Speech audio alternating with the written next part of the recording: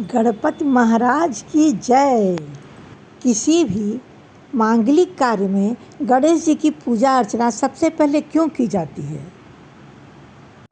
आप सभी लोगों को मालूम है कि जब कोई पूजा अर्चना होता है तो सबसे पहले गणेश जी की ही पूजा होती है। आपको इसके पीछे की कहानी मालूम है?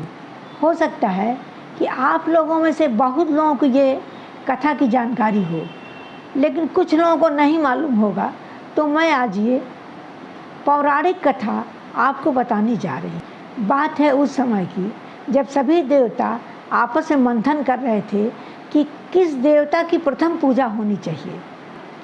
सभी देवता ने आपस में निष्कर्ष निकाला कि अब ये बात शिव जी के पास लेके चला जाए। शिव जी ने ये समाधान निकाला कि जो भी देवता अपने वाहन के साथ तीनों लोगों की परिक्रमा करके और शिव जी के सम्मुख आएगा और जो भी प्रथम होगा उसकी पूजा अर्चना मांगलिक कार्यों में सबसे प्रथम होगी। उनके दोनों पुत्र गणेश जी और कार्तिकेय जी दोनों लोग प्रतिभागी थे।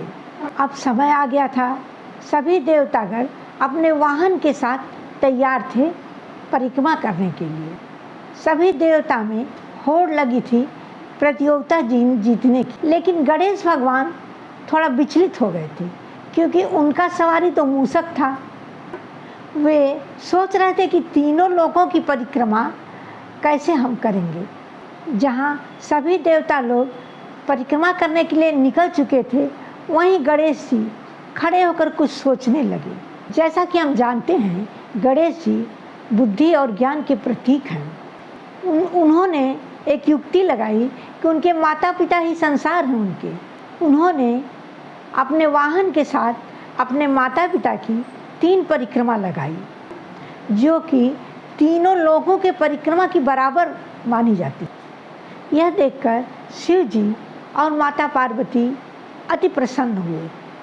उन्होंने ये वरदान दिया कि आने वाले समय में सभी मांगलिक कार्य की शुरुआत गणेश जी की पूजा अर्चना से शुरू होगी। उसी समय से गणेश जी की पूजा हर मांगलिक कार्यों में सबसे प्रथम होने लगी।